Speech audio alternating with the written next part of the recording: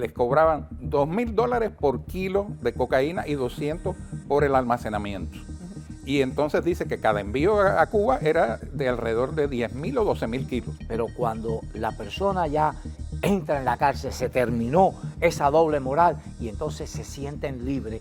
Y esa es una de las razones fundamentales por las cuales la inmensa mayoría de los que cayeron presos el 11 de julio todavía permanecen en prisión, porque el régimen lo sabe. El régimen sabe que ya esas son personas liberadas, que rompieron con el miedo y que si vuelven a la calle van a ser factores de aglutinamiento de nuevas protestas y de nuevas acciones.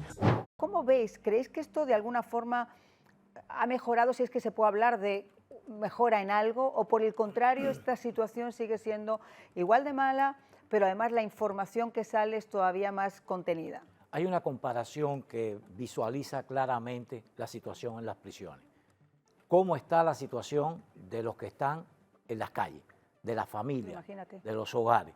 Entonces es fácil entender cómo tendrán, en qué condiciones tendrán a los enemigos, a los que se le han enfrentado y a los que han tenido que encarcelar porque han protestado, porque se han revirado, porque han tomado acción en contra de la dictadura. Así que eso es fácil de entender. Todas estas enfermedades y todos estos problemas que tienen de salud en la calle, en las prisiones se multiplican, porque ni hay atención médica en la mayor parte de los casos, la alimentación no pésima, es paupérrima. Las golpizas, los maltratos, las condiciones de vida de amontonamiento de presos son almacenes de seres humanos. En realidad lo que hacinamiento, donde además les importa nada que sea un adolescente, que sea un niño casi rozando, después de las manifestaciones que vimos, hasta niños casi no rozan ni siquiera la adolescencia, están en esas mismas prisiones con presos comunes además, porque ahora además mezclan a todo el mundo, hacinan a todo el mundo de la misma manera. Es una forma de aterrorizarlo, una forma de castigo adicional, porque cuando lo ponen a vivir con delincuentes, lo están arriesgando a que tengan que crearse una causa común, porque tienen que defender su dignidad, tienen que defender, porque en el presidio común no hay ninguna regla de orden ni de decencia. Entonces, y eso es cuando, violaciones, cuando no utilizan a los presos comunes como sicarios, que es la otra cosa. Correcto. O sea, que José Daniel nos lo contó, en algunos casos que te ponen con alguien que te pueda clavar una navaja o pero no solo eso, es que le dan órdenes. O sea, esto que hemos visto de primero los colectivos en Venezuela, después el Tren de Aragua, todo eso surge de Castro, que llenó a Estados Unidos de...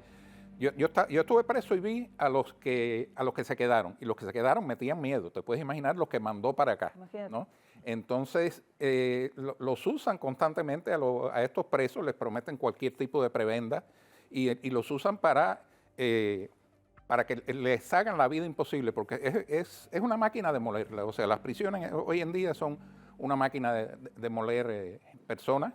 Y como en el tiempo de Luis, por supuesto, era peor todavía, porque había bayonetazos, había muertes, fusilamientos, pero hoy en día tratan de destruirte mental y físicamente al que está ahí. Sin embargo, las actitudes de los presos políticos, sobre todo estos muchachos del 11J, son muy pocos los que han tenido una actitud de replegarse o algo así. Todos tienen una actitud contestataria incluso dentro de las prisiones. Sí, y es que además, a pesar de los exilios forzosos, como yo decía, que metan a un cura preso por tocar las campanas, el sonido de las campanas va a seguir sonando. Pues esto ya ha traspasado directamente la realidad del cubano de a pie. Yo creo que cada vez es más gente, como ocurrió ahora mismo recientemente con ese viaje de María Corina Machado a Oslo, yo creo que cada vez es más reciente que estos regímenes dictatoriales se quedan desnudos frente a la realidad, que no hay cómo taparla en este momento. Fíjate, estábamos hablando de los presos y yo tenía aquí algunas cifras que quería compartir con ustedes.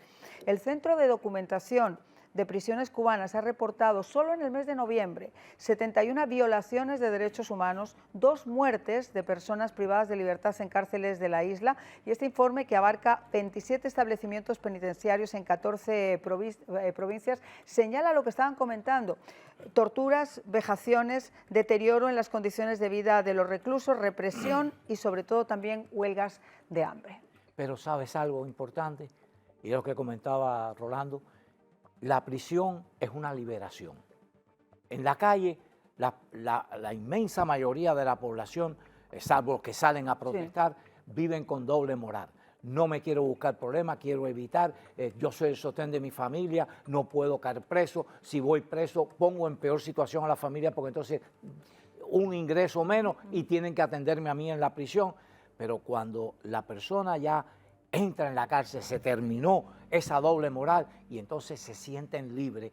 Y esa es una de las razones fundamentales por las cuales la inmensa mayoría de los que cayeron presos el 11 de julio todavía permanecen en prisión, porque el régimen lo sabe. El régimen sabe que ya esas son personas liberadas, que rompieron con el miedo y que si vuelven a la calle van a ser factores de aglutinamiento de nuevas protestas y de nuevas acciones, porque ya se liberaron, ya se dieron cuenta de que la doble moral no resuelve el problema, de que lo que hay es que enfrentarse a la dictadura para poderla sacar. Ahora yo les quiero hacer una pregunta que me hago después de lo que ha ocurrido con Venezuela.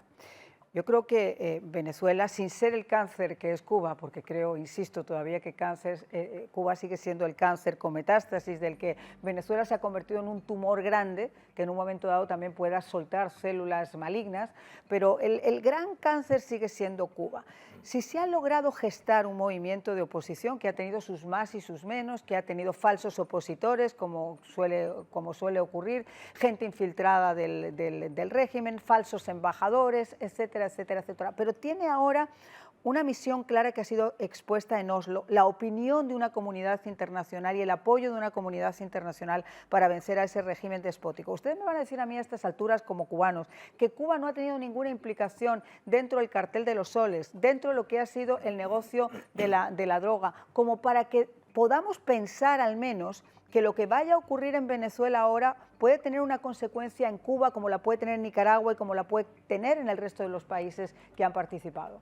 La participación de Cuba en el narcotráfico viene desde la época en que ellos lo usaban para exportar la revolución, como cuando hicieron aquel intercambio de drogas por armas con Jaime Guillot Lara, un narcotraficante a finales de los años 70, que fue el embajador de Cuba en Colombia, Fernando Ravelo Renedo, el que hizo esta negociación con Guillot Lara para que fueran los barcos a Cuba y entonces cuando regresaran los barcos a Cuba iban cargados de armas para el M-19.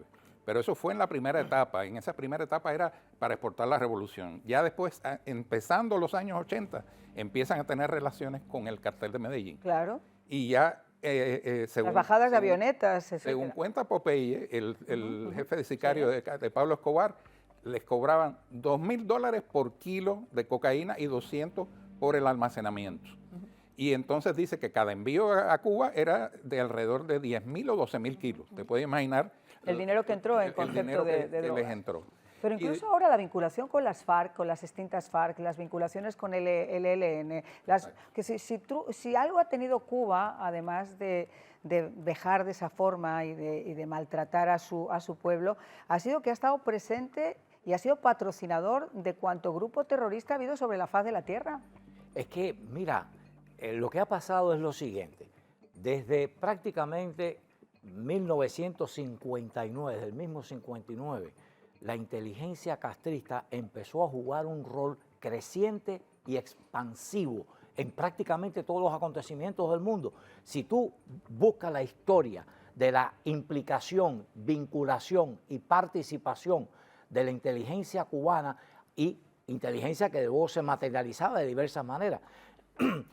En Argelia en el mismo año 59 y 60. Luego después en el Congo con las guerrillas del Che Guevara. Sigue con todos los desembarcos de grupos guerrilleros en prácticamente todos los países de América Latina.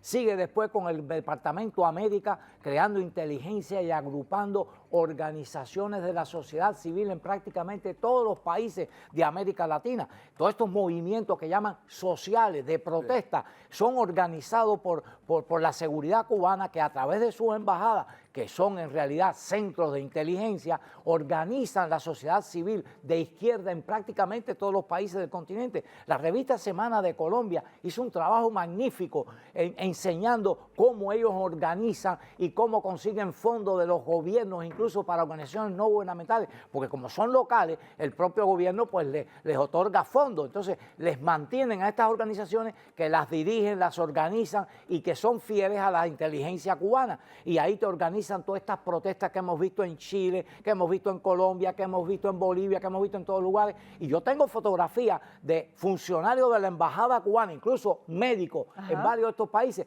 repartiendo dinero a delincuentes, porque vamos a ver, estos movimientos sociales que se vinculan en muchos casos con sindicatos, etcétera, para movilizar muchas personas en una protesta justa, adecuada, porque le subieron el precio del ferrocarril o del metro, etcétera, y entonces convocan a todas las organizaciones de la sociedad civil. Ahí entra la seguridad cubana a decirle a todos estos grupos tienen que participar y sumarse a la protesta, pero a la misma vez tienen contacto con los grupos delincuenciales, como lo demostró Maduro aquí, o como lo hacía la seguridad cubana en las cárceles con los delincuentes, ataca al preso político. Bueno, pues ellos repartiéndoles dinero a estos grupos delincuenciales, que son los que ejercen la violencia, son los que queman estaciones del metro, son los que le tiran piedras a la policía, son los que rompen vidrieras y asaltan mercados. Lo hemos visto aquí en los Estados Unidos también, porque es la misma mecánica. Exactamente.